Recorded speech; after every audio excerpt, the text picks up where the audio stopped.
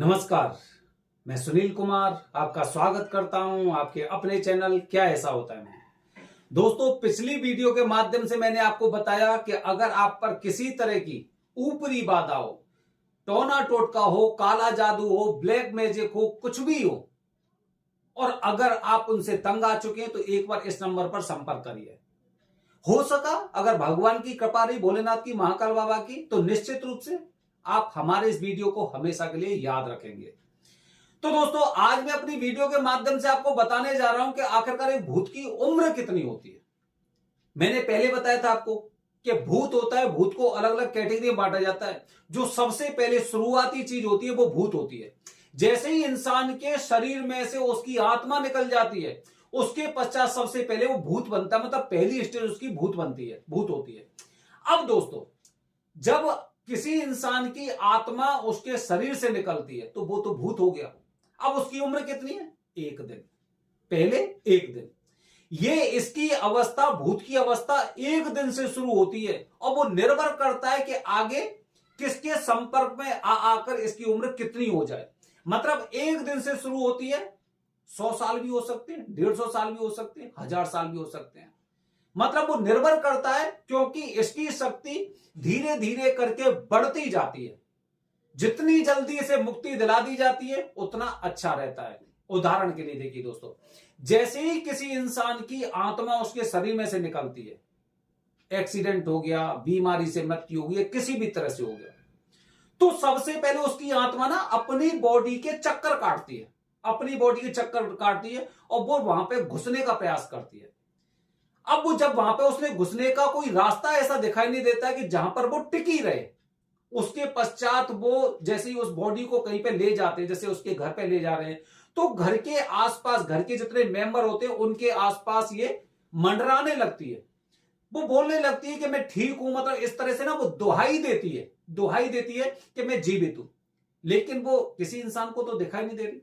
अब दिखाई नहीं दे रही, उसके पश्चात जब उसका क्रियाकर्म होता है, उसे शमशान घाट में ले जाते हैं, तो वहां पे भी वो अपने शरीर को जलता हुआ देखती है और फिर उसे यकीन सा होने लगता है कि अब मुझे ये शरीर प्राप्त नहीं होगा, लेकिन मुझे छोड़ के नहीं जाना है। ये मेरे सारे लोग हैं, मेरे घर के लोग हैं, मैं इन्हें बताना चाहता हूं मैं जीवित हूं, मैं हूं यहां पर, लेकिन जाऊं कैसे? मैं कैसे जाऊं? मेरे शरीर को तो जला दिया उन्होंने, अब कैसे जाऊं? तो ये जितने भी लोग वहां पर होते हैं उनमें से कोई एक कहते हैं ना, एक इंसान या फिर एक जरिया, ये वहां से एक जरिया ढूंढने का प्रयास करती है। अब जितने लोग वहां पर जाते हैं, इसीलिए आपने देखा होगा कि जब भी लोग शमशान घाट से लौटते हैं तो नीम की दांतों या नीम के पत्ते चबाकर निकलते हैं। अपने घर पे कोई डायरेक्ट नहीं जाएगा, स्नान करके नीम के पत्ते चबा के इस तरह से जाता है जिससे ये चीजें यहीं पे रह जाएं।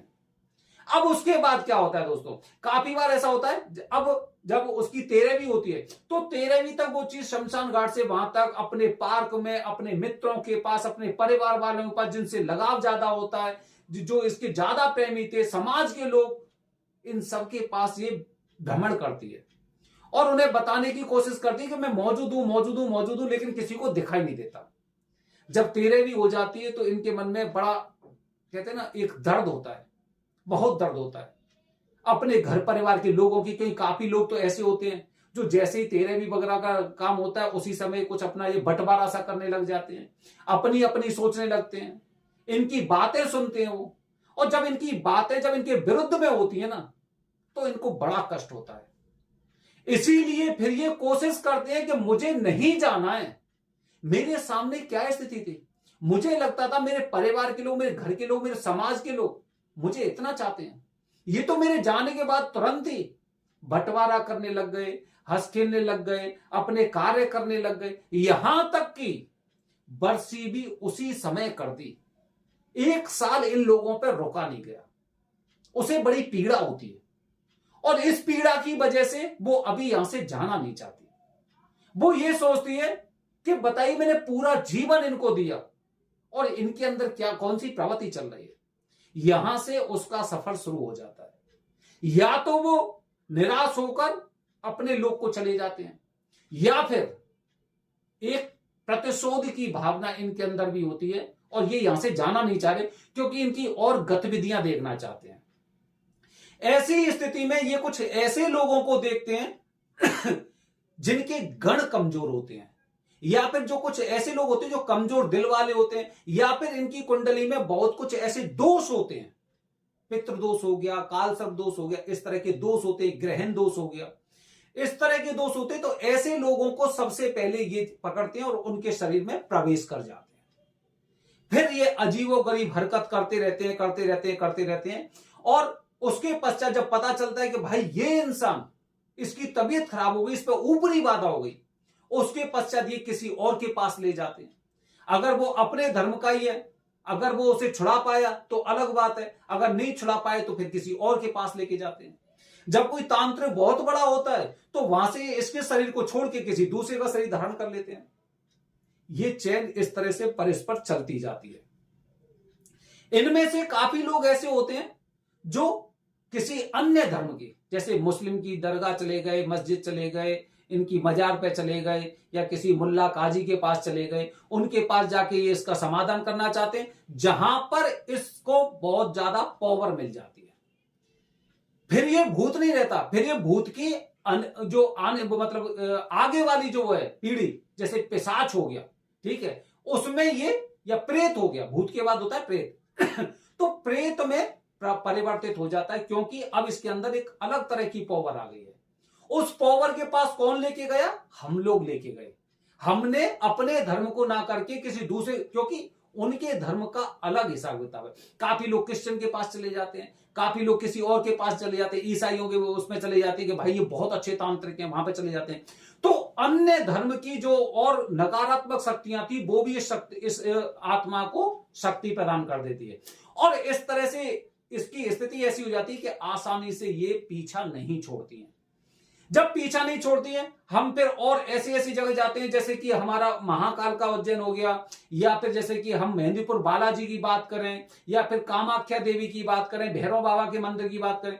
जब वहां पर जाते हैं, या अपने आसपास ही कुछ ऐसे हनुमान जी के मंदिर होते हैं, जब वहां पे जाते हैं तो ये इतने चालाक हो जाते हैं कि वहां पे जाने से पहले ही इनके शरीर को छोड़ देते हैं, इनके शरीर को छोड़कर किसी और में चले जाते हैं। तो इस तरह से इनका गमन और ये परस्पर इनका वो चलता रहता है। तो निर्भर करता है ये कि अगर किसी इंसान पर अगर भूत है तो उसने अपना ठीक से निवारण करवाया नहीं करवाया, या फिर उसे आगे और शक्ति दी है, ये उसकी उम्र के ऊपर निर्भर करता है। तो दोस्तों, जो लोग प्रतिशोध लेने की भावना से रहते हैं वो भूत बनते हैं, जिनकी इच्छाएं अधूरी रह जाती हैं। काफी लोगों की इच्छा होती है मेरे नाती हो जाए, मेरा बेटा हो जाए, मेरी पंथी हो जाए, मेरा परिवार के लोग साथ में रहे, मुझे पैसे की लालच है, मेरे बच्चे की नौकरी लग जाए। इस तरह के परिवार में कुछ चीजें चलती हैं। तो जब इनकी इच्छा पूरी नहीं होती है तो फिर ये पृथ्वी से जाना नहीं चाहते हैं, और जाना नहीं चाहते तो इन्हें वो मार्ग मिल जाता है। वो मार्ग कौन दिखाते हैं? हम लोग दिखाते हैं। कभी इसके पास ले जाके, कभी उसके पास ले जाके, कभी उस तांत्रिक के पास, कभी उस अलग जाति के लोगों के पास। तो ये इनको हम शक्ति प्रदान करते हैं। अगर हम एक ही बार में एक अच्छे स्थान पास मेहंदीपुर बालाजी चले जाएं, हम महाकाल चले जाएं, काल भैरव चले जाएं, त्र्यंबकेश्वर चले जाएं, तो निश्चित रूप से इनको अतिशीघ्र मुक्ति मिल सकती है। तो दोस्तों, इस प्रकार से अगर कोई ये कहता है कि भूत की उम्र केवल इतनी होती है तो ये सब सत्य नहीं है। अगर ये कहता है कि वो तो 100 साल का भूत है, ये भी सत्य नहीं है। वो कम भी हो सकती है, वो ज्यादा भी हो सकती है। वो निर्भर करता है उसके गमन के ऊपर कि उसने किस तरह से गमन किया है, कहां से कहां तक गमन किया है, और हमने उसकी किस तरह से मदद की है, ये भी एक महत्वपूर्ण निर्भर करता है। अगर कभी किसी इंसान पर पहली बार भूत आया तो उसे अपनी हिस्ट्री में, मतलब बैक में उसे जाके सोचना चाहिए कि मैंने क्या कुछ अलग किया था, मैं क्या किस रास्ते से लग गया था। मतलब आपको ना उसका क्लू मिल जाएगा, और जिस समय क्लू मिल जाएगा आप उसका निवारण भी करवा सकते हैं और उस आत्मा को आप मुक्ति भी दिलवा सकते हैं। ये निर्भर करता है आपके ऊपर कि आप उसकी उम्र को भूत योनि में और ज्यादा बढ़ाना चाह रहे हैं, प्रेत योनि में बढ़ाना चाह रहे हैं, या फिर उसे मुक्ति दिलाना चाह रहे हैं। दोस्तों, हमेशा ध्यान रखिए, किसी भी तरह का टोना टोटका हो, काला जादू हो, ऊपरी बाधा हो, भूत प्रेत हो, अपने धर्म पर विश्वास करते हुए ऐसे स्थानों पर जाइए जहां पर आपको आपको इनसे मुक्ति मिल सकती है और उस आत्मा को भी मुक्ति मिल सकती है। आपको भी धन्यवाद बोलने वाले हैं वो, क्योंकि आपने ऐसे स्थान पर जाकर उनको मुक्ति दिलवाई है। अन्यथा आपके जीवन को भी ये बर्बाद कर सकते हैं अगर आप गलत जगह जाते हैं तो दोस्तों, आज मैंने अपनी वीडियो के माध्यम से बताया कि भूत की उम्र 1 साल से लेके 1000 साल तक हो सकती है। वो निर्भर करता है उस गमन के ऊपर कि आपने उसको, भूत को, किस तरह से उम्र और ज्यादा दे दी, उसको किस तरह से आप आशीर्वाद दे रहे हैं, अपनी गलत विधियों से आप आशीर्वाद दे रहे हैं और ज्यादा इस योनि में रहने का।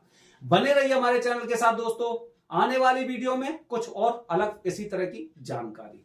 हर हर महादेव, हरिओम।